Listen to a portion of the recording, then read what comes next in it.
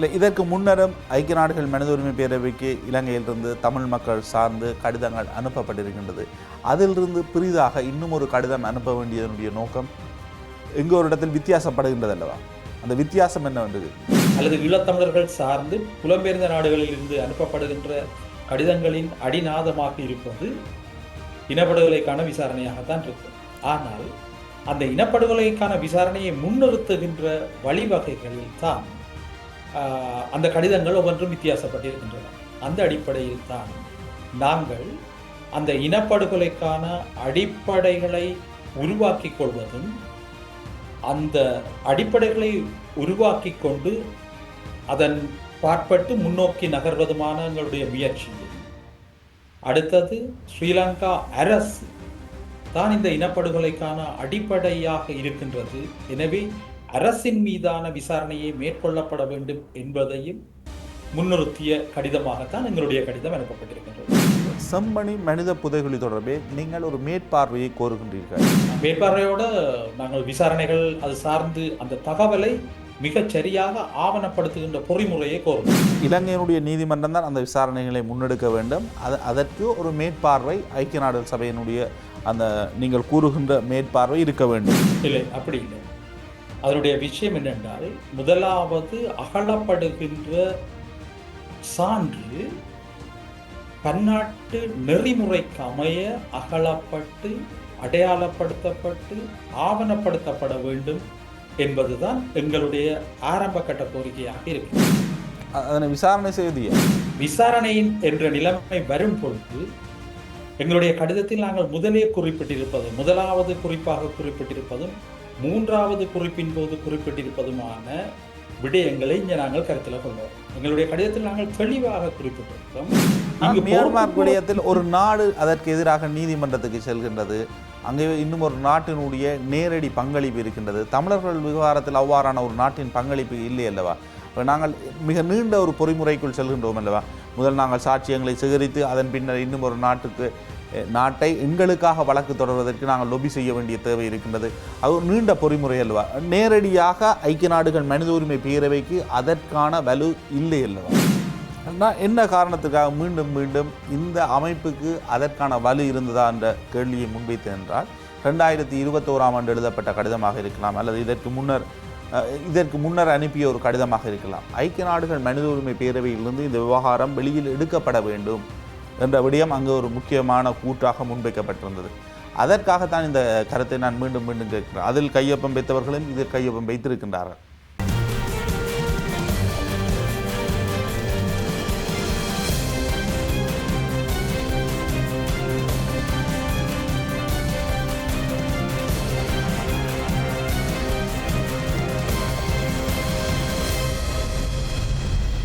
வணக்கம். இது களம், மாற்றத்துக்கான குரல். ஐக்கிய நாடுகள் மனித உரிமை பேரவையை நோக்கி தமிழர் தரப்பு தங்களுடைய கடிதங்களை அனுப்பி கொண்டிருக்கின்றார்கள். அந்த வகையில் இதற்கு முன்னர் ஒரு சிவில் தரப்புகள் அரசியல் கட்சிகள் இணைந்து ஒரு கடிதத்தை அனுப்பியிருந்தார்கள். அதன் பின்னர் கட்சி ஒன்று அனுப்பியிருந்தது. தற்பொழுது சிவில் தரப்புகளும் கட்சிகளும் இணைந்து, கட்சி தலைவர்களும் இணைந்து இன்னும் ஒரு கடிதத்தை ஐக்கிய நாடுகள் மனித உரிமை பேரவைக்கும் உறுப்பு நாடுகளுக்கும் அனுப்பியிருக்கின்றார்கள். அந்த வகையில் இந்த விடயங்கள் தொடர்பில் பேசிக்கொள்வதற்காக சிவில் செயற்பாட்டாளர் ஸ்ரீ ஞானேஸ்வரன் அவர்கள் திருகோணமலையிலிருந்து நம்ம இணைந்து கொள்கின்றார். வணக்கம். வணக்கம் கிருஷ்ணவ். வணக்கம். குறித்த விடயம் சம்பந்தமாக பேச வந்திருக்கின்றோம். தொடர்ந்து பேசுவோம். ஐக்கிய நாடுகள் மனித உரிமை பேரவைக்கு நீங்கள் குறிப்பாக இந்த கடிதத்தை அனுப்புவதற்குரிய மிக பிரதானமான நோக்கம் என்ன? ஈழத்தமிழ் மக்களுடைய அபிலாஷைகளை மிக தெளிவாகவும் சரியாகவும் வெளிப்படுத்த வேண்டிய பொறுப்பு எங்களுக்கு இருப்பதாக நாங்கள் கருதியதன் அடிப்படையில் தான் இந்த கடிதம் அனுப்பப்பட்டிருக்கின்றது. இல்லை, இதற்கு முன்னரும் ஐக்கிய நாடுகள் மனித உரிமை பேரவைக்கு இலங்கையிலிருந்து தமிழ் மக்கள் சார்ந்து கடிதங்கள் அனுப்பப்பட்டிருக்கின்றது. அதிலிருந்து புதிதாக இன்னும் ஒரு கடிதம் அனுப்ப வேண்டியதனுடைய நோக்கம் எங்கே ஒரு இடத்தில் வித்தியாசப்படுகின்றது அல்லவா? அந்த வித்தியாசம் என்னவென்று கேட்கின்றேன். உண்மையிலேயே நாங்கள் இனப்படுகொலையை முன்னிறுத்துவதில் எந்த அளவுக்கு கடிதங்கள் தங்களுடைய பிரதிநிதித்துவத்தை செய்கின்றன என்ற அடிப்படையில் தான் இந்த கடிதம் அனுப்பப்பட்டது. ஏனெனில் எங்களுடைய கடிதம் இனப்படுகொலை விசாரணையை மிக தெளிவாக முன்னிறுத்தி அனுப்பப்பட்டிருக்கின்றதுடன் செம்மணி மனித புதைகுழியின் அகழ்வு தொடர்பாக பன்னாட்டு நெறிமுறைகளை பின்பற்றுவதற்கான அந்த நெறிமுறையையும் கண்டுபிடித்து, அவ்வாறான ஒரு நெறிமுறை ஒன்று இருக்கின்றது. அந்த நெறிமுறையையும் கண்டுபிடித்து அதனை ஸ்ரீலங்காவில் இனப்படுகொலையின் ஒரு சான்றாக உருவாகி இருக்கின்ற செம்மணியின் அகழ்வு நடவடிக்கைகளில் பிரயோகிக்க வேண்டும் என்ற விடயத்தை முன்னிறுத்தியது அடிப்படையில் தான் இந்த கடிதம் அனுப்பப்பட்டது. எங்களுடைய இதற்கு முன்னர் அனுப்பப்பட்ட கோரிக்கை கடிதத்திலும் இனப்படுகொலை, சர்வதேச விசாரணை இவ்வாறான விடயங்கள் இருக்கின்றது தானே? இனப்படுகொலை என்ற வார்த்தையை பாவிப்பதும் பன்னாட்டு விசாரணை என்ற வார்த்தையை பாவிப்பதும் எந்த ஒரு கடிதத்தினதும் பொதுவான ஒரு பண்பாக இருக்கின்றது. பெரும்பாலும் ஈழத்தமிழர்களிடமிருந்து அனுப்பப்படுகின்ற அல்லது ஈழத்தமிழர்கள் சார்ந்து புலம்பெயர்ந்த நாடுகளில் இருந்து அனுப்பப்படுகின்ற கடிதங்களின் அடிநாதமாக இருப்பது இனப்படுகொலைக்கான விசாரணையாகத்தான் இருக்கும். ஆனால் அந்த இனப்படுகொலைக்கான விசாரணையை முன்னிறுத்துகின்ற வழிவகைகளில் தான் அந்த கடிதங்கள் ஒவ்வொன்றும் வித்தியாசப்பட்டிருக்கின்றன. அந்த அடிப்படையில் தான் நாங்கள் அந்த இனப்படுகொலைக்கான அடிப்படைகளை உருவாக்கி கொள்வதும், அந்த அடிப்படைகளை உருவாக்கி கொண்டு அதன் பாற்பட்டு முன்னோக்கி நகர்வதுமான எங்களுடைய முயற்சியை, அடுத்தது ஸ்ரீலங்கா அரசு தான் இந்த இனப்படுகொலைக்கான அடிப்படையாக இருக்கின்றது, எனவே அரசின் மீதான விசாரணையை மேற்கொள்ளப்பட வேண்டும் என்பதையும் முன்னிறுத்திய கடிதமாகத்தான் எங்களுடைய கடிதம் அனுப்பப்பட்டிருக்கின்றது. இந்த செம்மணி மனித புதைகுழி தொடர்பே நீங்கள் ஒரு மேற்பார்வையை கோருகின்றீர்கள். மேற்பார்வையோட நாங்கள் விசாரணைகள் அது சார்ந்து அந்த தகவலை மிகச் சரியாக ஆவணப்படுத்துகின்ற பொறிமுறையை கோருகின்றோம். இலங்கையினுடைய நீதிமன்றம் தான் அந்த விசாரணைகளை முன்னெடுக்க வேண்டும். அதற்கு ஒரு மேற்பார்வை ஐக்கிய நாடுகள் சபையினுடைய அந்த நீங்கள் கூறுகின்ற மேற்பார்வை இருக்க வேண்டும். இல்லை, அப்படி இல்லை. அதனுடைய விஷயம் என்னென்றால், முதலாவது அகழப்படுகின்ற சான்று பன்னாட்டு நெறிமுறைக்கு அமைய அகழப்பட்டு அடையாளப்படுத்தப்பட்டு ஆவணப்படுத்தப்பட வேண்டும் என்பதுதான் எங்களுடைய ஆரம்ப கட்ட கோரிக்கையாக இருக்கின்றது. அதனை விசாரணை செய்வது யார்? விசாரணையின் என்ற நிலைமை வரும் பொழுது எங்களுடைய கடிதத்தில் நாங்கள் முதலே குறிப்பிட்டிருப்பது, முதலாவது குறிப்பாக குறிப்பிட்டிருப்பதும் மூன்றாவது குறிப்பின் போது குறிப்பிட்டிருப்பதுமான விடயங்களை இங்கே நாங்கள் கருத்தில் கொள்வோம். எங்களுடைய கடிதத்தில் நாங்கள் தெளிவாக குறிப்பிட்டிருக்கிறோம், இந்த படுகொலைக்கு ஸ்ரீலங்கா அரசு தான் முழு பொறுப்பை மீட்க வேண்டும். ஈழத்தமிழர்கள் மீது இனப்படுகொலையை நிகழ்த்துவதற்கு முழு பொறுப்புடையது இலங்கை அரசு. ஆகவே எந்த சந்தர்ப்பத்திலுமே இந்த தகவல்களின் அடிப்படையில் ஸ்ரீலங்கா அரசு விசாரணையை முன்னெடுக்க முடியாது, குற்றம் செய்த. ஆகவே இது பன்னாட்டு விசாரணையை தான் கோரி நிற்கிறது. ஆனால் அந்த பன்னாட்டு விசாரணைக்கான தகவல்களை திரட்டுதல், அடையாளப்படுத்தி ஆவணப்படுத்தி பாதுகாத்தல் ஆகியவையின் மீதான நெறிமுறையை நாங்கள் இந்த முறை கோரியிருக்கின்றோம். இலங்கையினுடைய ஒரு உள்ளக விசாரணை முன்னெடுக்கப்பட்ட அந்த விசாரணை ஒரு திருப்திகராத பட்சத்தில் இந்த சாட்சியங்களை இன்னும் ஒரு தரப்பில் பயன்படுத்துவதற்காக அந்த மேற்பார்வையை நீங்கள் கூறுகின்றீர்கள். இல்லை, திரும்பவும் நாங்கள் தெளிவாக சொல்கிறோம், முதலில் நாங்கள் ஆவணப்படுத்துங்கள். பன்னாட்டு கண்காணிப்பின் கீழ் சான்றுகள் அடையாளப்படுத்தப்பட்டு அதனுடைய காலங்கள் அடையாளப்படுத்தப்பட்டு அதனுடைய தகவல்கள் சரியாக பிரித்தெடுக்கப்பட்டு மிகச் சரியாக சான்று ஆவணப்படுத்தப்பட்டிருக்கும். சான்று ஆவணப்படுத்தப்பட்டவுடன் தான் விசாரணை என்பது ஆரம்பிக்கும்.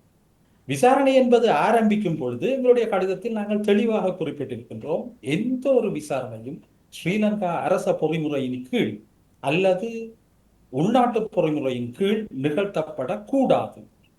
ஆகவே இந்த சான்று மிகச்சரியாக பன்னாட்டு விசாரணைக்கு கையளிக்கப்படும்.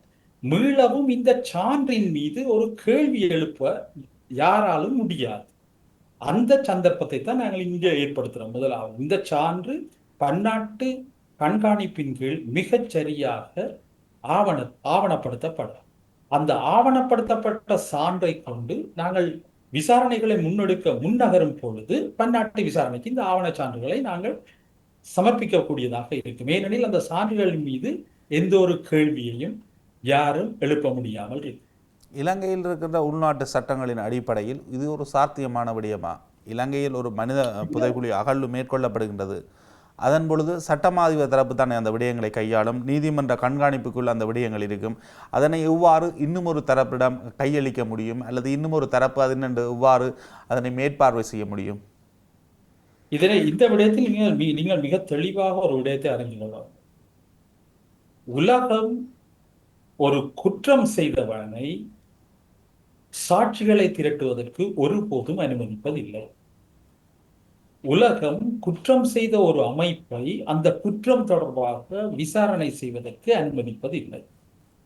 இப்ப நீங்கள் சொல்ற விஷயம் என்னென்றால், இந்த குற்றம் செய்த இலங்கை அரசே இந்த விஷயங்களை செய்யணும். அது நீதி இலங்கை இப்ப நீங்கள் குறிப்பிட்ட நீதி விஷயங்கள் அதுக்குள்ளதானே இது நடக்கணும், அதுதானே சரியானது.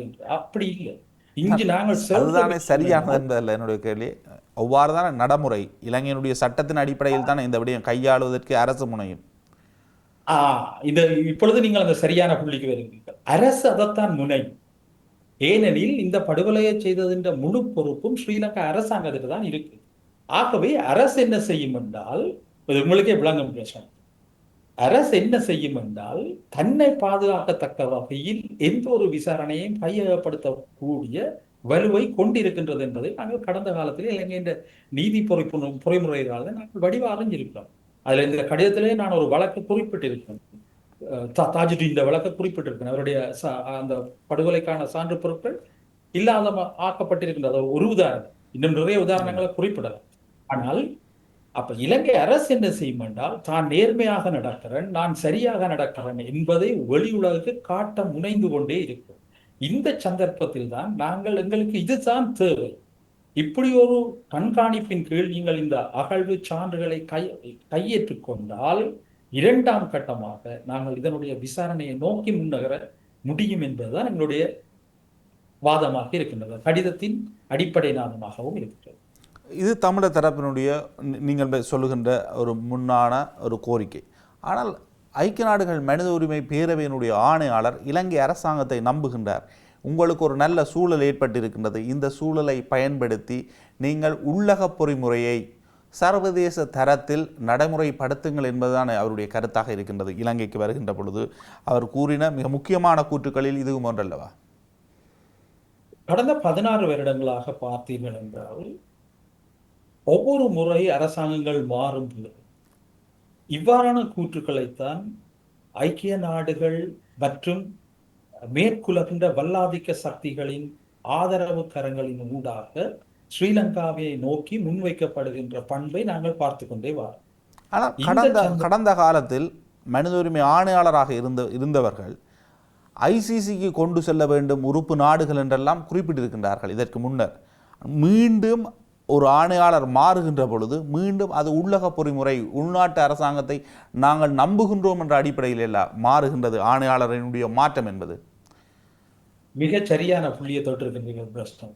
இங்க இருக்கிற பிரச்சனை என்னென்றால், ஒவ்வொரு ஆணையாளர்கள் மாறும் பொழுதும் ஆரம்பத்தில் இருக்கிறவே ஐசிசி என்ற இனம், பிறகு வந்தவே ஆரம்பத்திலிருந்து போகணும். இதற்கான அடிப்படை காரணம் என்ன என்று யோசித்து பாருங்கள்.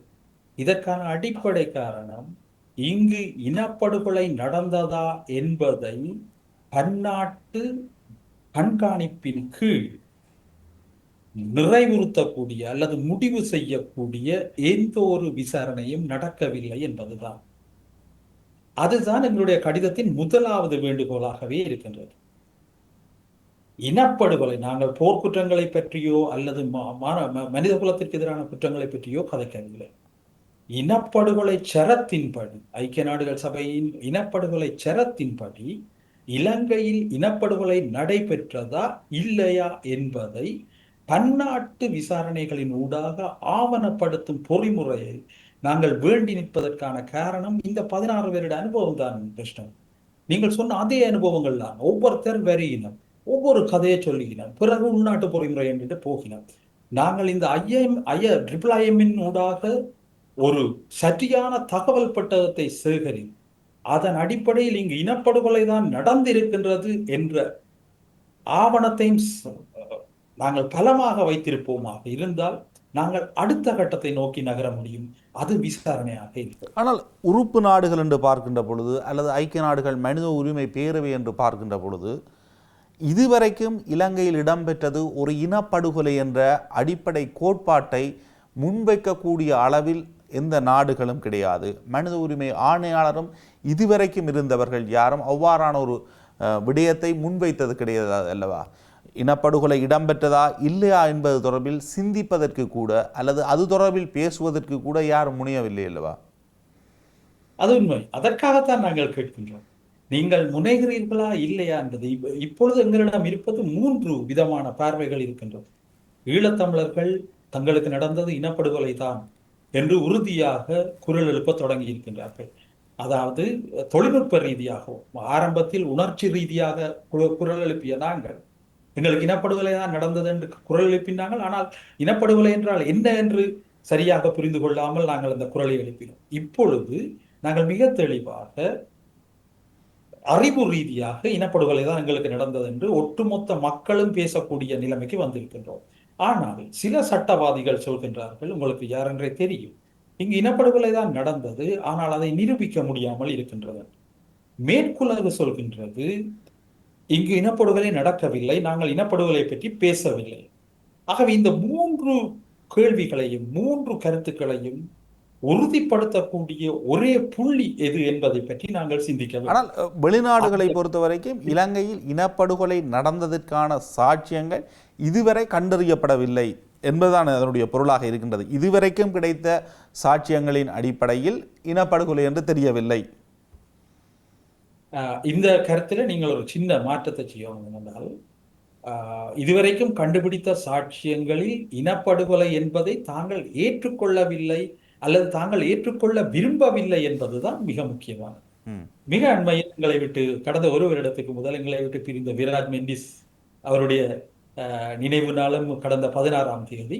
அதே போல பேராசிரியர் போய்லி ஆகியோர் எங்களுக்கான மக்கள் தீர்ப்பாயத்தின் 3வது தீர்ப்பாயத்தில் மன்னிக்கவும் 2வது தீர்ப்பாயத்தில் மிக தெளிவாக இலங்கையில் நடைபெற்றது, ஸ்ரீலங்காவில் நடைபெற்றது இனப்படுகொலை தான் என்பதை மிக தெளிவாக ஆவணங்களுடன் ஆதாரங்களுடன் நிரூபித்து போய்விட்டார்கள். அது உலகளாவிய ஒரு பன்னாட்டு நீதியாளர்களின் முன்னிலையில், அங்கீகரிக்கப்பட்ட நீதியாளர்களின் முன்னிலையில் நிகழ்ந்த ஒரு விசாரணையின் முடிவாக எங்களுடைய கைகளில் அது மேற்குலகத்தையும் இருக்கு. சரி, உள்நாட்டில் பார்த்தோம் என்றால் எங்களுடைய உள்நாட்டில் வடமாகாண சபை இனப்படுகொலை தான் நடந்தது, கட்டமைக்கப்பட்ட இனப்படுகொலை தான் நடந்து கொண்டிருக்கின்றது என்பதையும் ஆவணப்படுத்திவிட்டு சென்றிருக்கின்றது. ஆகவே இங்கு இருக்கின்ற விடயம் என்னென்றால், இனப்படுகொலை தான் நடந்தது என்பது பன்னாட்டு ரீதியில் நிரூபிக்கப்பட்டிருக்கு. நான் 2 விஷயங்கள் தான் சொல்லியிருக்கேன் என்று நிறைய பேர் சொல்லியிருக்கிறேன். இங்கு இனப்படுகொலை தான் நடந்தது என்று. ஆனால் அதை ஏற்றுக்கொள்ள வைப்பதற்காகத்தான் இந்த முயற்சியாக நாங்கள் IIIM முன்வைக்கிறோம். இனப்படுகொலை என்ற ஒரு விடயத்தை சர்வதேசம் ஏற்றுக்கொள்ளாமல் அல்லது ஏற்றுக்கொள்ள விரும்பாமல் இருப்பதற்குரிய காரணம், அது இன்னும் ஒரு தனி நாட்டை பிரிப்பதற்கு ஒப்பான விடயத்தை அடிப்படையில் உருவாக்குகின்ற ஒரு செயல்முறையாக அது மாறிவிடும் என்ற ஒரு காரணம் இருக்குமா? உண்மையிலே ஸ்ரீலங்காவில் ஈழத்தமிழர்கள் மீதான இனப்படுகொலை ஏற்றுக்கொள்ளாமல் இருப்பதற்கான மிக முக்கியமான காரணம் இங்கு தனிநாடு. இந்த நாட்டை வல்லாதிக்க சக்திகள் தங்களுடைய கைகளுக்குள் வைத்திருக்க விரும்புகின்ற ஒரு போட்டியின் அடிப்படையில் தான் அந்த இனப்படுகொலை ஏற்றுக்கொள்வதற்கு அவர்கள் தயாராகிறார்கள் இல்லை. முதலாவது விடயம் அதாத்தான் இருக்கிறது. 2வது விடயம் தான் இங்கு ஒரு நாட்டை உருவாக்க வேண்டுமா இல்லையா என்பது. ஏனெனில் இங்கு இனப்படுகொலை ஏற்றுக்கொள்ளப்பட்டால் உடனடியாக ஒரு நாடு பிரிவது என்ற வரலாறு இன்று வரைக்கும் எங்களிடம் இல்லை. ஆகவே அது நாங்கள் விரும்பணும், அது பல்வேறு சட்ட நடவடிக்கைகளுக்கு உட்பட்டு வர வேண்டும். ஆகவே இனப்படுகொலை ஏற்றுக்கொள்வதில் இருக்கின்ற தயக்கம் என்னவென்றால், இதை நீங்கள் இன்னும் தெளிவாக பார்க்க வேண்டாம். விராஜ் மெண்டிஸ் தாக்கல் செய்த 3வது தீர்ப்பாயத்தின் தீர்ப்புகளை பார்த்தீங்கள் என்றால், இனப்படுகொலைக்கு உதவி செய்தது யார் என்ற முதலாவது கண்டுபிடிப்பு அல்லது முதலாவது தீர்ப்பாக அமெரிக்காவும் பிரித்தானியாவும் தான் அந்த இனப்படுகொலையை முன்னின்று நடத்தியதற்கு உதவியவர்களாக. ஏனெனில் இனப்படுகொலை சரத்தின்படி இனப்படுகொலையை நேரடியாக மேற்கொண்டவர்கள், அதற்கு உதவி செய்தவர்களும் கூட இனப்படுகொலை குற்றச்சாட்டின் கீழ்தான் விசாரிக்கப்பட வேண்டும் என்ற சரத்து இருக்கின்றது. அவர்கள் அது ரெண்டையும் செய்திருக்கிறார்கள். அடுத்த ஸ்டெப்பாக, அடுத்த நடவடிக்கையாக இந்தியாவினதும் சீனாவினதும் பங்களிப்பு எவ்வளவு என்பது தொடர்பான அடுத்த பொதுமக்கள் தீர்ப்பாயம், பன்னாட்டு மக்கள் தீர்ப்பாயம் உருவாகி வந்திருக்க வேண்டிய நிலையில் திரு விராட் மெண்டிஸ் அவர்கள் இல்லாமல் போய்விட்டார். ஆனால் அந்த முயற்சி தொடர்ந்து நடக்கும். நாங்கள் சொல்ல வாரது என்னென்றால், இந்த விடயங்கள் மிக தெளிவாக அவர்களுக்கு சொல்லப்பட்டு கொண்டே இருக்கின்றது. ஆகவே ஸ்ரீலங்காவில் இனப்படுகொலையை ஏற்றுக்கொள்வது என்பது அவர்களுடைய வல்லாதிக்க சக்திகளின் நலன்களுக்கு எதிராக இருக்கின்ற ஒரே ஒரு காரணத்துக்காகத்தான் அவர்கள் அதனை ஏற்றுக்கொள்ளாமல் இருக்கின்றார்கள். வல்லாதிக்க சக்திகளுக்கு என்ன அடிப்படையில் அது ஒரு பிரச்சனைக்குரிய காரணமாக இருக்கின்றது? நீங்கள் அடிக்கடி எங்களுடைய அரசியல் தலைவர்கள் ஆகட்டும், சில அரசியல் தலைவர்களாக இருக்கட்டும், பன்னாட்டு தமிழ் நிபுணர்களாக இருக்கட்டும், ஒரு வார்த்தையை பாவிப்பார்கள். அதை சொல்வது உங்களுக்கு தெரியும், புவிசார் அரசியல். புவிசார் அரசியல். அந்த புவிசார் அரசியல் போட்டி தான் இங்கு ஒரு ஒரு ஒரு இழுபறி நிலையை கொண்டிருக்கின்றது என்பதை நாங்கள் பார்க்கக்கூடியதாக இருக்கின்றது. ஆனால் மிக அண்மையில, அவருடைய அந்த பெயர் எனக்கு ஞாபகம் இல்லை, ஒரு புத்தக மொழியில வந்திருக்கின்றது. இலங்கையின் ஒரு ராசதந்திரி அந்த புத்தகம் சார்பா அந்த சிங்கள ராசதந்திரி எழுதியிருக்கின்றார். இலங்கை ஒரு நிலையான வெளியுறவு கொள்கையை பேணாதிருப்பதால் ஏனைய நாடுகளின் கைகளில் இங்கும் அங்கும் பந்தாடப்படுகின்றது என்று. நீங்கள் ஒரு கடந்த வாரம் ஐலண்ட் பத்திரிகை வழியை எடுத்து பார்த்தீங்கன்னா அதுல அந்த புத்தகம் சம்பந்தமான அறிவித்தல் வந்திருக்கின்றது. இந்த புத்தகம் மிக முக்கியமாக நாங்கள் அனைவரும் வாசிக்க வேண்டிய விடயம் என்னென்றால், இலங்கையின் அரசியல் கொள்கை, அதாவது வெளிநாட்டு கொள்கை என்பது ஒரு நிரந்தரமான கொள்கையாக இல்லை. அந்த விடயத்தை வைத்துக் கொண்டுதான் அமெரிக்கா, இது இப்ப அப்பாவுக்கும் அம்மாவுக்கும் இடையில மாட்டுப்படுற பிள்ளை மாதிரி தான். அப்பா கையோங்கினா அம்மாட்ட போவது, அம்மா பிள்ளை கையோங்கினா அப்பாட்ட போவது. அவை ஒரு நிலையான கொள்கை இல்லை என்ற அடிப்படையாக உண்மையிலேயே இலங்கையை சுற்றி இருக்கின்ற இந்து மாகாணம் ஒரு யுத்த பிராந்தியமாக மாறிக்கொண்டு வருகின்றது என்பதை அவர் தன்னுடைய புத்தகத்தில் எழுதியிருக்கின்றார். அதன் அறிமுக நிகழ்வை நிகழ்த்திய இன்னும் ஒரு ராஜதந்திரியும் கடற்படையில் மிக முக்கியமான பொறுப்பில் இருந்தவருமான அவர் சொல்லியிருக்கிறது, குறிப்பிட்ட ஒரு நேரத்தில் இந்து மாகடலில் 130 கடற்படை கப்பல்கள் தற்போது பிரசன்னத்தில் இருக்கின்றது. இந்த பிரசன்னத்தில் நீர்மூழ்கி, அணு நீர்மூழ்கி கப்பல்கள் மற்றும் நீர்மூழ்கி கப்பல்களை நான் சேர்க்கவில்லை என்ற கருத்தை சொல்லியிருக்கிறார். ஆகவே நாங்கள் சிந்திக்க வேண்டிய விஷயம் என்னென்றால், ஒரு காலத்தில் நான் நினைக்கிறேன் 1972ஆம் ஆண்டு இந்து மாகடலை அமைதி பிராந்தியமாக உருவாக்க வேண்டும் என்று ஸ்ரீலங்கா, அப்போது இருந்த இலங்கை, ஐக்கிய நாடுகள் சபையில் ஒரு பிரேரணையை கொண்டு அது ஏற்றுக்கொள்ளப்பட்டதாகவும் இருக்கின்றது. அவ்வாறான இலங்கை இன்று ஸ்ரீலங்காவாக மாறி தன்னுடைய சரியான வெளியுறவு கொள்கைகள் இல்லாமல் நாடுகளுக்கிடையே அடிபட்டு கொண்டிருப்பதால் ஒட்டுமொத்த இந்து மாகடலின் பாதுகாப்பின் மீது மிகப்பெரிய கேள்வியை ஏற்படுத்தி இருக்கின்றது. நான் இந்த இடத்தில் விராட் மெண்டிஸ் சொன்ன ஒரு விஷயத்தையும் சொல்லணும். அவர் ஜோன் ஆஃப் பீஸ் என்று திருவோணமலை கடற்பிராந்தியத்தை பிரகடனப்படுத்தி அது சார்ந்து வேலை செய்யுமாறு என்னை கேட்டிருந்தது எனக்கு இன்றைக்கு ஞாபகம் வருகிறது.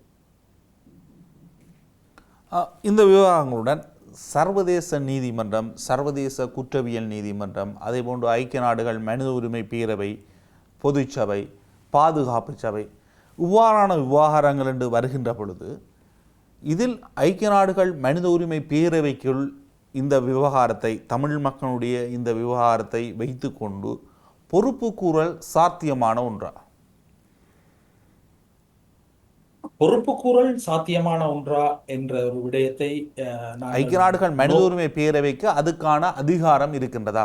ஏனெனில் இதற்கு முன்னர் நிறைவேற்றப்பட்ட அனைத்து தீர்மானங்களையும் இலங்கையினுடைய அரசு நிராகரித்திருக்கின்றது. பொறுப்பு கூறல் என்றது நீங்கள் பார்க்கணும். அதே நேரம் ஐக்கிய நாடுகள் சபையின் இதுவரைக்குமான தீர்மானங்கள் எவற்றிலுமே நீங்கள் சொன்ன மாதிரி இனப்படுகொலை என்ற வார்த்தை பாவிக்கப்படவே இல்லை. ஆகவே அங்கு பொறுப்பு கூறல் என்பது அரசை நோக்கி வைக்கப்படவில்லை, தனிநபர்களை நோக்கித்தான் வைக்கப்படுகின்றது. அதாவது இந்த போர் தனிநபர்களால் தான் மனித உரிமை மீறலாக பரிமாற்றம் அடைந்தது என்ற போக்கு அந்த ஒட்டுமொத்த தீர்மானங்களிலும் காட்டப்பட்டிருக்கின்றது. ஆகவே இங்க இருக்கின்ற பிரச்சனை என்னென்றால், தமிழீழத்தில் நடந்தது ஒரு இனப்படுகொலை என்பதை ஈழத்தமிழர்கள் மீண்டும் மீண்டும் சொல்லிக் கொண்டிருக்க, அந்த இனப்படுகொலையை மனித உரிமை மீறல்களாக மாற்றி அந்த மனித உரிமை மீறல்களுக்காக சில தனிநபர்களை தண்டிப்பதற்கான முயற்சிகள்லாம் நடந்து கொண்டிருக்கின்றன. இந்த போக்கில் ஐக்கிய நாடுகள் சபையின் மனித உரிமை பேரவையில் நடைபெற்றுக் கொண்டிருக்கின்ற மாற்றங்களை நாங்கள் பார்க்க வேண்டி இருக்கு.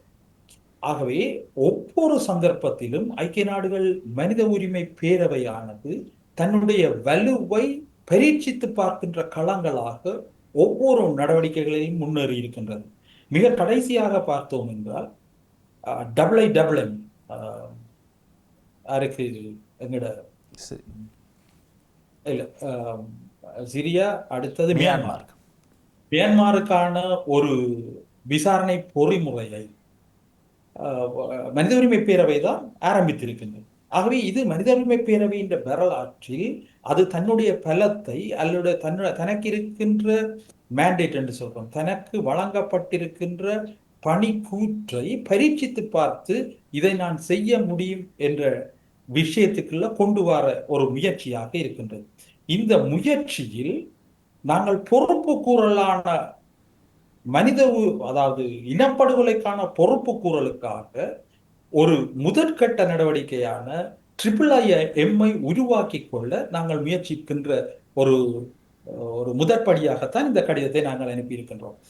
மியான்மர் விடயத்தில் ஒரு நாடு அதற்கு எதிராக நீதிமன்றத்துக்கு செல்கின்றது, அங்கே இன்னும் ஒரு நாட்டினுடைய நேரடி பங்களிப்பு இருக்கின்றது. தமிழர்கள் விவகாரத்தில் அவ்வாறான ஒரு நாட்டின் பங்களிப்பு இல்லை அல்லவா? நாங்கள் மிக நீண்ட ஒரு பொறிமுறைக்குள் செல்கின்றோம் அல்லவா? முதல் நாங்கள் சாட்சியங்களை சேகரித்து அதன் பின்னர் இன்னும் ஒரு நாட்டை எங்களுக்காக வழக்கு தொடர்வதற்கு நாங்கள் லொபி செய்ய வேண்டிய தேவை இருக்கின்றது. அது ஒரு நீண்ட பொறிமுறை அல்லவா? நேரடியாக ஐக்கிய நாடுகள் மனித உரிமை பேரவைக்கு அதற்கான வலு இல்லை அல்லவா?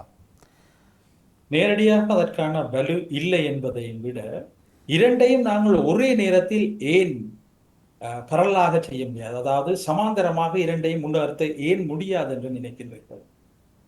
நீண்ட காலமாக ஐக்கிய நாடுகள் மனித உரிமை பேரவையில் ஒரு கூட்டம் ஆரம்பிக்கின்ற பொழுது தமிழ் மக்களுக்கு கிடைக்கின்ற செய்தி என்பது ஊடகங்களின் ஊடாக ஒரு புதிய தீர்மானம் இலங்கையை கட்டுப்படுத்தப் போகின்றது, பொறுப்பு கூறல் ஒன்று நடைபெறப் போகின்றது என்ற அடிப்படையில் கட்சிகளுக்கு இடையில் கலந்துரையாடல், சிவில் சமூகங்களுக்கு இடையில் கலந்துரையாடல், கடிதத்தில் யார் கையெழுத்து வைப்பது என்பது கூட இங்கு ஒரு பிரச்சனையாக மாறும்.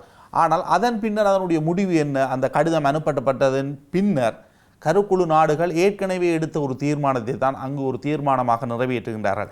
அதில் எந்த தமிழ் மக்களுடைய பங்களிப்பும் இருக்கின்றதா இல்லையா என்பதோ, அல்லது அனுப்பப்படுகின்ற கடிதத்திற்கும் அந்த தீர்மானங்களுக்கும் ஏதாவது ஒரு ஒத்துப்போதல் இருக்கின்றதா என்றால் இல்லை என்றுதான் பதில் இருக்கின்றது கடந்த காலங்களில். நாங்கள் என்னென்றால் எங்களோட இந்த வரலாற்றை வடிவா பார்ப்போம். இந்த ஈழத்தமிழர் என்ற வரலாறு இருக்குதான். இந்த ஈழத்தமிழர் என்ற வரலாறு என்பது எப்பொழுதுமே வேறு அல்லது ஏனைய விடயங்களில் இருந்து எங்களுக்கு வழங்கப்பட்டதாக நாங்கள் எங்களுடைய வரலாற்றை கொண்டிருக்கவில்லை. இதற்கு நான் மிக தெளிவாக சொல்லுகின்ற ஒரு விடயம் எங்களுடைய போராட்ட வரலாறு. அதில் முதல் 10 ஆண்டுகள், அடுத்த 10 ஆண்டுகள், அடுத்த 16 ஆண்டுகளை பிரித்து பார்த்தீர்கள் என்றால் பட்டறிவினூடாகத்தான் எங்களுடைய அனுபவங்கள் பெற்றுக்கொள்ளப்பட்டிருக்கின்றன. அதே விடயம்தான் இன்றைக்கு இந்த 16 ஆண்டுகளிலும் பன்னாட்டு நீதி வேண்டி முன்னகர்ந்த தமிழ் மக்களுக்கும் நிகழ்ந்திருக்கின்றது. உங்களுக்கு வடிவான ஞாபகம் இருக்கலாம் என்று நினைக்கிறேன். இன்றைக்கு 5 வருடங்களுக்கு முதல் நாங்கள் யாருமே ICCயை பற்றி வடிவா சிந்தனையோட கதைச்சாக்கள் இல்லை. எங்களுக்கு ICJயை பற்றி சிந்தனை இருக்க இல்லை, ICTயை பற்றி. ஆனால் இதெல்லாம் எங்களுக்கு 15-20 வருடங்களுக்கு முதலே நிகழ்ந்து விட்டது. ஆனால் நாங்கள் இதை பற்றி சிந்திக்கவில்லை. ஏனென்றால் எங்களுக்கு அந்த அறிவை தரக்கூடியவர்கள் எங்களுடன் சேர்ந்து இருக்கவில்லை. அந்த அறிவை தேடித்தான் நாங்கள் நகர துவங்கினோம்.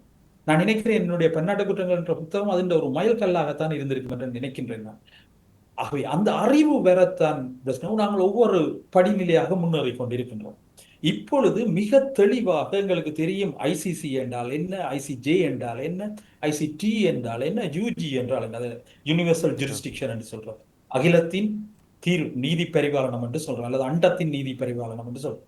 அப்ப இந்த விடயங்களோட அடிப்படையில இப்பொழுதுதான் நாங்கள் தெளிவுக்கு வாரோம், எங்களுக்கு இப்பொழுது எந்த இடத்தில் நாங்கள் நிற்கின்றோம் என்பது. ஆகவே இனித்தான் எங்களுடைய ஒஃபென்சிவ் என்று சொல்றோம், அதாவது முன்னகர்ந்து நாங்கள் செயற்பட போகின்ற ஒரு செயற்பாட்டுக்கு தான் நாங்கள் இனி நாங்கள் முன்னேறுவோம் என்று நினைக்கிறேன். பிரச்சனை நாங்கள் நீங்கள் பார்த்தீங்கள் என்றால் பின்னுக்கு இருந்து வரைக்குள்ள நாங்கள் முழுக்க எங்கள்ட பாதுகாப்பு கருதி தான் எங்களோட முயற்சிகள் எடுத்துக்கொண்டது நாங்களே தவிர, அதாவது ஏற்கனவே எடுக்கப்படுகின்ற கொள்கைகள், அதற்கு நாங்கள் எங்களுடைய பதில் விளைவுகள், இதைத்தான் நாங்கள் செய்து கொண்டு இவ்வளவு காலம் வந்திருக்கோம். ஆனால் இந்த 60வது ஐக்கிய நாடுகள் மனித உரிமை பேரவையின் அமர்வுகளின் பின் ஈழத்தமிழர்களின் நடவடிக்கையானது ஒரு ஒஃபென்சிவ்க்கு போகும். ஏனென்றால் எங்களுக்கு இதுதான் தேவை என்றதை நாங்கள் மிக தெளிவாக சொல்ல வைக்கிறோம். இனி நீங்கள் யாரும் இதை தீர்மானிக்க போவது இல்லை, தீர்மானிக்கிறதுக்கு மட்டும்தான் உங்கள்கிட்ட நாங்கள் கேட்போமே தவிர நீங்கள் சொல்வதை கேட்கின்ற நிலைமைக்கு இல்லை நாங்கள் என்ற வலுவுடைய மனிதர்களாக நாங்கள் அதை மாற்றோம். நான் இந்த சந்தர்ப்பத்தில் உங்களுடைய அடையாளத்துடன் இருந்து எங்களை விட்டு பிரிந்த தராக்கி அன்னையை, சிவராம் அன்னையை நான் ஞாபகப்படுத்துகிறேன். தமிழர்கள் பெற்றுக்கொண்ட ஒவ்வொன்றும் அடித்துத்தான் பெற்றுக்கொள்ளப்பட்டதை தவிர பேசி பெற்றுக்கொள்ளப்பட்டது இல்லை என்பது நாங்கள் மிக தெளிவாக இனி கருத்தில் கொள்வோம். என்ன காரணத்துக்காக மீண்டும் மீண்டும் இந்த அமைப்புக்கு அதற்கான வலு இருந்ததா என்ற கேள்வியை முன்வைத்தது என்றால், 2021ஆம் ஆண்டு எழுதப்பட்ட கடிதமாக இருக்கலாம், அல்லது இதற்கு முன்னர் அனுப்பிய ஒரு கடிதமாக இருக்கலாம். ஐக்கிய நாடுகள் மனித உரிமை பேரவையிலிருந்து இந்த விவகாரம் வெளியில் எடுக்கப்பட வேண்டும் என்ற விடயம் அங்கு ஒரு முக்கியமான கூற்றாக முன்வைக்கப்பட்டிருந்தது. அதற்காகத்தான் இந்த கருத்தை நான் மீண்டும் மீண்டும் கேட்கிறேன். அதில் கையொப்பம் வைத்தவர்களும் இதில் கையொப்பம் வைத்திருக்கின்றார்கள். அந்த கேள்வியை திருப்பி கேளுங்க, கட் பண்ணி தான் வந்தது. 2021ஆம் ஆண்டு ஐக்கிய நாடுகள் மனித உரிமை பேரவைக்கு ஒரு கடிதம் அனுப்பப்பட்டது, சிவில் தரப்புகளும் கட்சிகளும் இணைந்து. அதே போன்று இதற்கு முன்னரும் அவ்வாறான ஒரு கடிதம் அனுப்பப்பட்டிருக்கின்றது.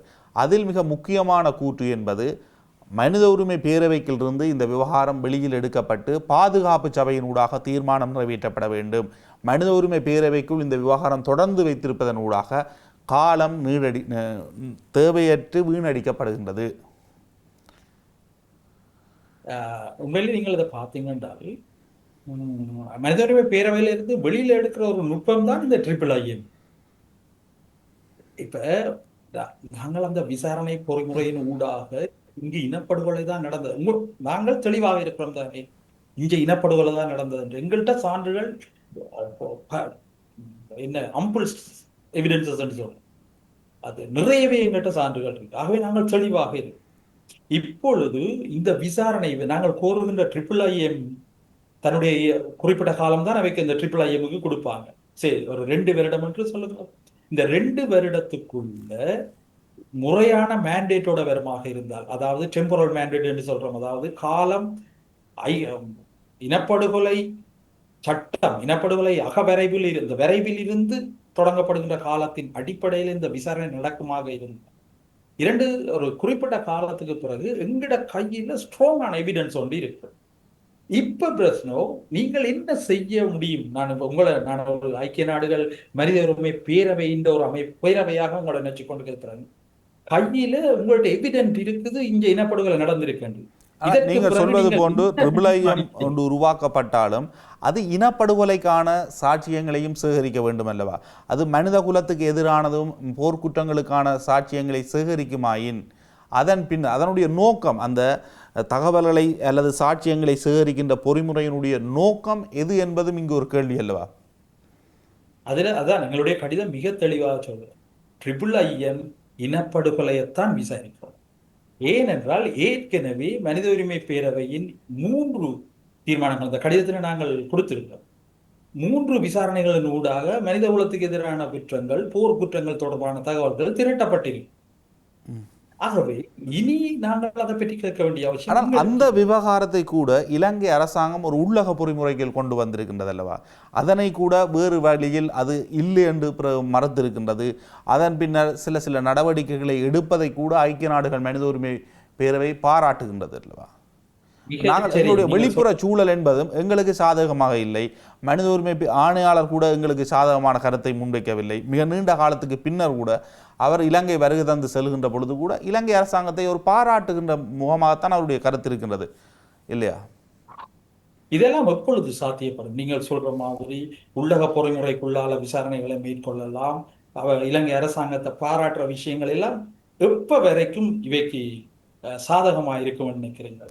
நீங்கள் மனித தமிழர் குலத்துக்கு தரப்பு இந்த கடிதங்கள் அனுப்புகின்ற நடைமுறையுடன் மட்டும் நின்று விடாமல் வெளிநாடுகளுக்கு சென்று ஒவ்வொரு நாட்டு வெளிவிவகார அமைச்சுக்களுடனும் மேற்கொள்ளுகின்ற லொபிகளின் ஊடாக அந்த நாடுகளில் ஏதாவது குறைந்த நாடுகளாவது தமிழ் மக்களுக்கு இடம்பெற்றது இனப்படுகொலை என்ற ஒரு தீர்மானத்துக்கு வரக்கூடியதாக இருந்தால் அது மனித உரிமை பேரவையில் இடம்பெறுகின்ற பேச்சுக்களில் கூட செல்வாக்கு செலுத்தக்கூடியதாக இருக்கும். ஆனால் அங்கு அனைவரும் அவ்வாறான தீர்மானங்களை தமிழர் தரப்பு எந்த அளவு தூரம் எடுத்திருக்கின்றார்கள் என்பதும் கேள்வி அல்லவா? கட்சிகளாக இருக்கலாம், சிவில் தரப்புகளாக இருக்கலாம்.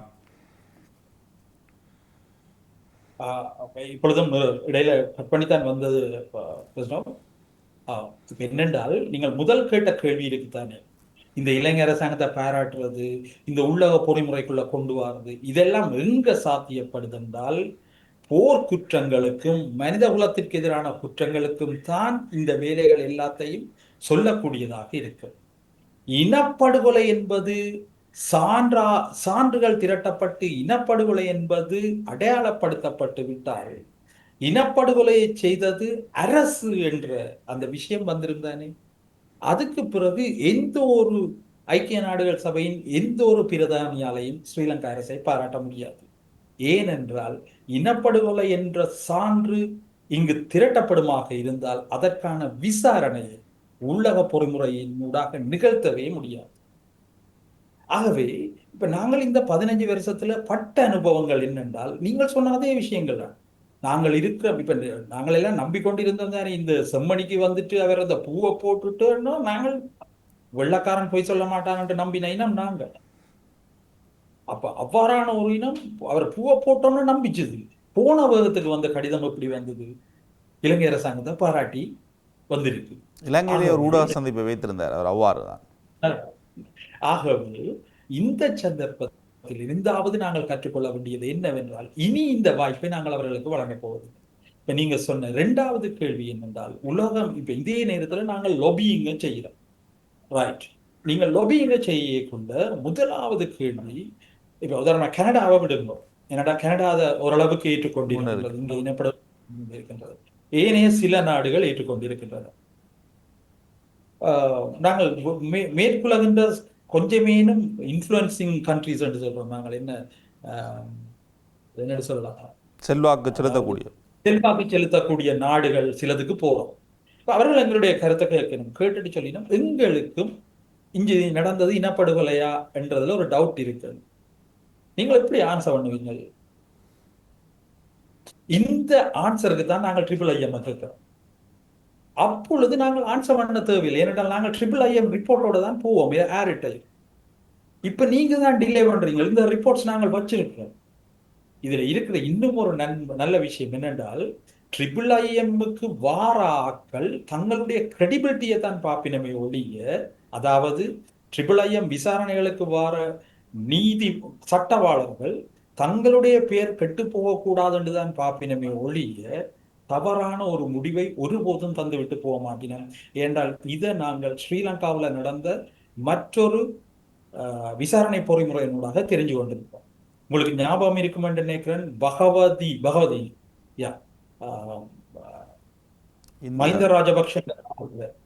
மஹிந்த ராஜபக்ஷ காலத்துல உருவாக்கப்பட்ட பகவதி என்ற ஆணைக்குழு, ரைட், IIGE என்று நினைக்கிறேன், சரியாக ஞாபகம், IIGEP. அதில் பகவதி கடைசியாக அந்த ஆணைக்குழு கடைசியாக சொல்லிவிட்டு போன கருத்துக்கள் மிக முக்கியமானது. நாங்கள் இந்த ஆணைக்குழுவை இன்றுடன் பூட்டுகிறோம், டெர்மினேட் பண்றோம், இதோட நாங்கள் பூட்டிட்டு போறோம். ஏனென்றால் இலங்கை அரசு ஒருபோதும் உள்ளக விசாரணைக்கோ பொறிமுறைக்கோ அனுமதிக்க போவதில்லை என்பதை அதன் நடவடிக்கைகளினூடாக தெரியப்படுத்திவிட்டது. அப்ப பகவதி ஏன் அப்படி சொல்லிட்டு போகும்? அவருடைய கிரெடிபிலிட்டி அங்க பாதிக்கப்படும். அப்படி சொல்ல இல்லைண்டா, உண்மையை சொல்லவில்லை என்றால் இதே விஷயம்தான் IIMல வார நீதியாளர்களுக்கும் நடக்கும். ஆகவே அவர்கள் உண்மையை சொல்லிட்டு போயிடும். ஏன்னா அவைக்கு பொறுப்பு தானே அது. ஆனால் உங்களுக்கு நீங்கள் இங்கே தெரியும் இந்த இனப்படுகொலை நடந்ததா சர்வதேச என்பதை நாடுகளை விசாரியுங்கள் என்பது அவர்களுடைய பொறுப்பு. ஆனால் உங்களுக்கு ஆகவே தெரியும் இந்த சர்வதேச நாடுகளை பொறுத்த வரைக்கும் இலங்கையில் இறுதி யுத்தத்திலோ அல்லது இன்று வரைக்கும் என்ன இடம்பெறுகின்றது என்பது அந்தந்த நாட்டினுடைய உளவுத்துறைகளுக்கு தெரியாமல் இருக்காது. எல்லா நாடுகளுக்கும் உண்மை தெரியும். ஒரு லாபத்தின் அடிப்படையில் அவர்களுடைய நாட்டு நலனுக்காக ஒரு தீர்மானத்தை அவர்கள் எடுக்கலாம், அதனை விளங்கப்படுத்தலாம், அதற்காக அவர்கள் பிரச்சாரம் செய்ய முடியுமே தவிர உண்மை தெரியாமல் இருக்குமா? இன்று இஸ்ரேலில் என்ன இடம்பெறுகின்றது, பாலஸ்தீனம் என்ன மாறு அங்கு பாதிக்கப்படுகின்றது, அங்கு மேற்குலகம் எவ்வாறு பார்க்கின்றது, ரஷ்யா உக்ரைன் போரை எவ்வாறு பார்க்கின்றது என்றால் அங்கு நலன்களின் அடிப்படையில் தான் தீர்மானங்கள் எடுக்கப்படுகின்றதே தவிர உண்மையின் கொடூரத்தின் அடிப்படைகளில் எல்லாம் தீர்மானங்கள் எடுக்கப்படவில்லை அல்லவா?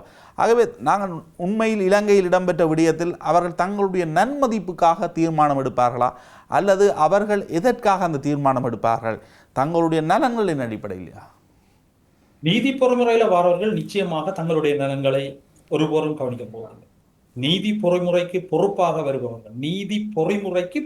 வருபவர்கள் எப்பொழுதுமே தங்களுடைய தொழில் ரீதியான விடயத்தை தான். ஏனெனில் ஒரு தவறு காலம் முழுவதும் அவர்களை தவறானவர்களாகவே இந்த வரலாற்றில் பதிந்துள்ளது. பன்னாட்டு நீதி பொறிமுறையில வாராக்கள்ல நீதி பொறிமுறையில வாராக்கள் இந்த ரப்சர்ஸ் அல்லது இந்த கமிஷனர்ஸ் நான் சொல்லுங்க, நீதி பொறிமுறையை ஏற்றுக்கொண்டு வருபவர்கள் இங்கே உண்மையா நடந்தது என்னன்றதை வெளிப்படுத்திட்டு தான் போகணும். அதுக்கு தான் அந்த பகவதி அந்த அந்த விஷயத்தை நான் கொஞ்சம் குறிப்பிட்டேன். நீங்கள் சொல்லுகின்ற விடயம் என்னென்றால் உலகம் முழுவதுமே தன்னுடைய நிலைக்கு தான் இயங்க போகிறோம். ஆகவே நீங்கள் இப்படி பார்ப்போம், இலங்கையில ஒரு அமைதியான நிலைமை இருந்தால் மட்டும்தான் வல்லாதிக்க சக்திகள் இலங்கையை ஸ்ரீலங்காவை பாவிக்க முடியும்.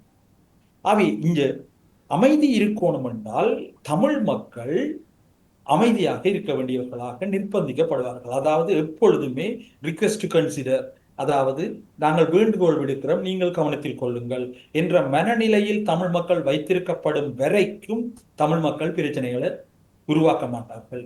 ஆனால் அந்த மனநிலையிலிருந்து நாங்கள் ஏர்ஜிங்கிற்கும் டிமாண்டிங்கிற்கும், அதாவது வலியுறுத்துவதற்கும் திரு அவர் சம்மதன் சொல்வது போது இடித்துரைப்பதற்கும் தமிழ் மக்கள் தயாராகி இந்த நிலைமை வருமாக இருந்தால் ஸ்ரீலங்காவில் திரும்பவும் அந்த கொந்தளிப்பு நிலைமை வரும், அரசியல் ரீதியான கொந்தளிப்பு நிலைமை வரும்.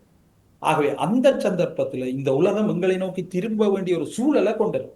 இப்ப பாக்குறீங்களானே பிரச்சனை, நாங்கள் இவ்வளவு முயற்சி செய்துட்டோம் இந்த பன்னாட்டு இந்த நாடுகள், இதை விட எங்களால முயற்சி செய்ய முடியுமா? என்னை பொறுத்தளவில் இனி இயலாது. ஆனால் உலக ஒழுங்கில் நீங்கள் பார்த்தீர்களானால் இஸ்ரேல் மேற்கொள்வது ஒரு இனப்படுகொலை, அதற்கு அமெரிக்கா உதவி புரிகின்றது என்ற அடிப்படையில் ஐநா மனித உரிமை சார்ந்த ஒரு நிபுணர் ஒரு கருத்தை முன்வைக்கின்ற பொழுது அமெரிக்கா அவருக்கு எதிராக தடை விதிக்கின்றது. நாங்கள் இதற்கு முன்னர் சவேந்திர சில்வாவுக்கு தடை விதிக்கின்ற பொழுது எவ்வாறு பார்த்தோம், இந்த உலகம் ஒரு நீதியாக நடக்கின்றது என்று. ஆனால் ஒரு இனப்படுகொலை இடம்பெற்றது பாலஸ்தீனத்தில் என்று ஒரு ஐநா நிபுணர் கூறுகின்ற பொழுது அமெரிக்காவே அவருக்கு எதிராக தடை விதிக்கிறது, அவருடைய சொத்தை முடக்குகின்றது, சாதாரண ஒரு தடையை விதிக்கின்றது என்றால் எவ்வாறு இந்த உலக ஒழுங்கில் எங்களுக்கான பங்கு இருக்க போகின்றது என்பதும் மிகப்பெரிய ஒரு கேள்வி அல்லவா? உண்மையிலேயே பலஸ்தீனத்தின் இருப்பு என்றதும் தமிழீழத்தின் இருப்பு என்பதையும் நீங்கள் ஒரே தட்டில் வச்சு பார்க்கிறார். பலஸ்தீனத்தின் இருப்பு என்பது அது அந்த பிராந்தியத்தில் அமெரிக்காவின் மேலாதிக்கத்திற்கு மிக முக்கியமானதாக இருக்கு. ஆனால் இலங்கையோ ரஷ்யாவோ சீனாவோ அந்த விவகாரத்துடன் தான் இலங்கை விவகாரத்தை பார்க்க வேண்டும் என்ற ஒரு கோரிக்கையை சர்வதேச சமூகத்திடம் முன்வைக்கும் அல்லவா? ஒரு ஒரு ஒரு சர்வதேச அரங்கில் அந்த இரண்டு விவகாரத்தையும் தாண்டி வேறு வேறு நோக்கு நிலைகளில் பார்க்க முடியுமா? இதற்கு முன்னர் ரணில் விக்ரமசிங்க அவ்வாறான ஒரு கருத்தை முன்வைத்திருக்கின்றார். பாலஸ்தீனத்தில் நடக்கின்ற விடயத்தை மேற்குலகம் எவ்வாறு பார்க்கின்றது, இலங்கையில் இடம்பெற்ற விவகாரத்தை வேறொரு கோணத்தில் பார்க்க முடியுமா என்ற கருத்தை முன்னாள் ஜனாதிபதி ரணில் விக்ரமசிங்கவும் முன்வைத்திருக்கின்றார் அல்லவா? பலஸ்தீனத்தின் பிரச்சனையை ஒருபோதும் தமிழ் தேசத்தின் பிரச்சனையோட சமப்படுத்தி பார்க்கவே இல்லை. மேற்குலகும் ஸ்ரீலங்காண்ட சிங்கள சக்திகளும் அதை செய்கிறதுக்கு காரணம் என்னென்றால் மிக இலகுவாக தமிழ் தேசத்தின் பிரச்சனையை சமப்படுத்தி கீழே கொண்டு போற நிலைமையைத்தான் பார்க்கலாம். பலஸ்தீனம் ஏற்கனவே ஒரு நாடாக சில நாடுகளால் அங்கீகரிக்கப்பட்ட பின்னும் இப்பொழுது இனப்படுகொலையை எதிர்கொண்டிருக்கிறது. அப்ப பன்னாட்டு குற்றங்கள்ல சொல்ற 4வது குற்றமும் அங்க நடந்து கொண்டிருக்கின்றதுதான் முக்கியம். ஆக்கிரமிப்பு என்றதும் அங்க நடந்து கொண்டிருக்கின்றது. ஆனால் ஸ்ரீலங்காவில் அது நடந்து கொண்டிருக்கின்றது. ஸ்ரீலங்காவில் என்ன நடந்தது என்றால் அது நடந்து முடிஞ்சு. அப்ப அது நடந்து முடிஞ்ச பிறகு கட்டமைக்கப்பட்ட இனவழிப்பினூடாக மெல்ல மெல்ல மெல்ல மெல்ல அரித்து கொண்டு போற ஒரு சந்தர்ப்பம், ஒரு விஷயம் நடந்து கொண்டிருக்கல. இந்த இரண்டையும் ஒரே தட்டுல வச்சு பார்க்கிறது முடியாது என்பதற்கான ஒரு பாயிண்ட் தான் இந்த பாயிண்ட். அப்ப நாங்கள் என்ன செய்யணும் என்றால், நாங்கள் என்னத்த எங்களுக்கு தேவை என்பதை வலியுறுத்தி கூடக்கூடியவர்களாக இருக்கோம்.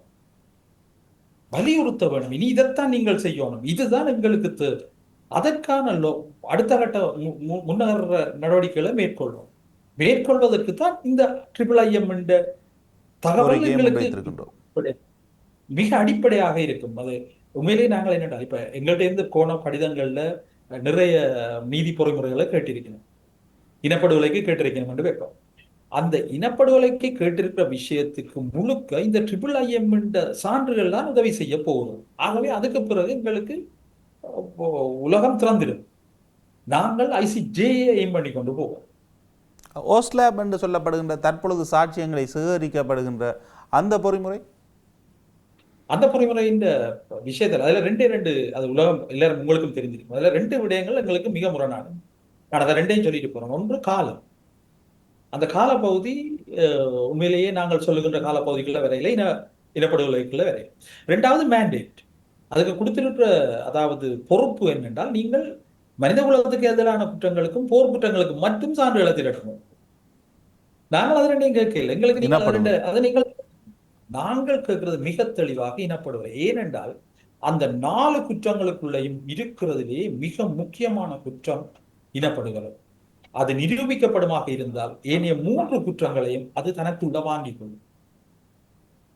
அப்ப இதுதான் அந்த வார்த்தை. நாங்கள் இந்த இடத்துல நான் நெடுக சொல்ற ஒரு விஷயம், கிழக்கு மாகாணத்தின் ஆளுநராக இருந்த ரொஸ்டின் பெர்னாண்டோ மிக முக்கியமானவர். அவர் ஐலண்ட்ல ஒரு யகப்பலான கவர்மெண்ட் என்ற ஒரு கட்டுரை ஒன்று எழுதியிருந்தார். அதில் அவர் வெளிப்படையாக எழுதுகிறார், இந்த நாட்டுக்காக எத்தனையோ போர் வீரர்களும் தளபதிகளும் தங்களுடைய உயிரை இழந்திருக்கின்றார்கள். நாங்கள் செய்ய வேண்டிய வேலை இன்னும் ஒரு சில தளபதிகளையும் சில படையினரையும் போர்க்குற்றங்களுக்காக பலியிட்டோமாக இருந்தால் இலங்கை மீதான ஐக்கிய நாடுகளின் அழுத்தம் இல்லாமல் போய்விடும். ஆகவே நாங்கள் அதை ஏற்றுக்கொள்ள வேண்டும். அதோடு மட்டும் அவர் நிக்க இல்லை, அதுக்கு மேலேயும் அவர் சொல்லியிருக்கிறார், நாங்கள் தளபதிகளை கொடுத்தோம் என்றால் அந்த தளபதிகளுக்கான விசாரணைகள் போறதுக்கு 25-30 வருடங்கள் தாண்டிக்குள்ள அந்த தளபதிகள் தாங்களாகவே என்ன செய்துவிடும், செத்து போய் விடுவார். ரைட்? அப்ப பாருங்க இந்த அளவுக்கு சிந்தனை வந்துட்டு. இன்றைக்கு நான் நினைக்கிறேன் அந்த கட்டுரை வந்தது என்னுடைய பன்னாட்டு குற்றங்கள் புத்தகம் அறிமுகம் செய்யப்படுறதுக்கு 2 மாதங்களுக்கு முதல் அந்த கட்டுரைகளை அவர் எழுதியிருந்தார். அதாவது கிட்டத்தட்ட இன்னைக்கு 3 வருஷத்துக்கு முதல் அந்த மனநிலை சிங்கள தேசியவாதிகளிடம் வந்துட்டு. அப்ப நாங்கள் இதைத்தான் அந்த இப்ப நீங்கள் சொல்ற ஒஸ்லாப்ல என்னென்றால் சில வேளையில் இந்த அரசாங்கம் ஒஸ்லாப்பை ஏற்றுக்கொள்ளும், சில வேளைகள். ஏனென்றால் அவர்களுக்கு தெரியும் இது மிக முக்கியமான குற்றத்தை பற்றிய சிந்தனையை இல்லாமல் செய்கிறது. நாங்கள் ICJைத்தான் கேட்டுக்கொண்டிருக்கிறோம். புரிந்து கொள்கின்றேன். இன்னும் ஒரு நேர்காணல் விரிவாக இந்த விவரங்களின் தொடர்ச்சியாக பேசுவோம். இவ்வளவு நேரம் நேர்காணல் இணைந்து கொண்டு கருத்துக்களை பரிமாறியதற்கு மிக்க நன்றிகள். மிக நன்றி பிரஸ்னோர். மீண்டும் ஒரு முறை சந்திப்போம். நன்றி, வணக்கம். இவ்வளவு நேரம் நேரடியாக பார்த்து கொண்டிருந்த உங்களுக்கும் நன்றி, வணக்கம்.